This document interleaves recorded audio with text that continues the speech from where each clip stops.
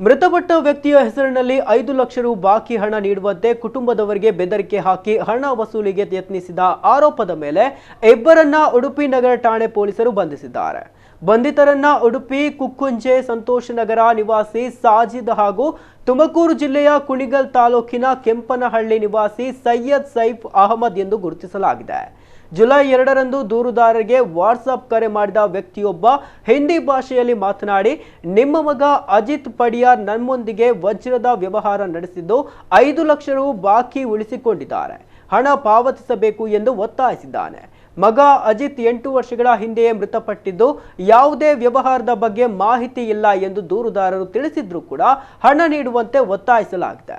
ಬಳಿಕ ದುಬೈಯಲ್ಲಿದ್ದ ದೂರುದಾರರ ಮತ್ತೊಬ್ಬ ಮಗ ಅಮಿತ್ ಅವರಿಗೂ ವಾಟ್ಸಾಪ್ ಕರೆ ಮಾಡಿ ಅಜಿತ್ನ ಬಾಕಿ ಹಣ 5 ಲಕ್ಷ ರು ನೀಡದಿದ್ದರೆ ಊರಿನಲ್ಲಿರುವ ಅವರ ಪತ್ನಿ ರಕ್ಷಾ ಅವರಿಗೆ ತೊಂದರೆ ನೀಡುವುದಾಗಿ ಬೆದರಿಕೆ ಹಾಕಲಾಗಿದೆ.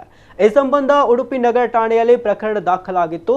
ಆರೋಪಿಗಳ ಪತ್ತೆಗಾಗಿ ಉಡುಪಿ ನಗರ ಠಾಣೆ ಪೊಲೀಸ್ ನಿರೀಕ್ಷಕ ಮಹೇಶ್ ಪ್ರಸಾದ್ ಪಿ ಅವರ ಮಾರ್ಗದರ್ಶನದಲ್ಲಿ ತನಿಖಾ ಪಿಎಸ್ಐ ರತ್ನಾಕರ ಕೆ ನೇತೃತ್ವದಲ್ಲಿ ವಿಶೇಷ ತಂಡ ರಚಿಸಲಾಗಿತ್ತು.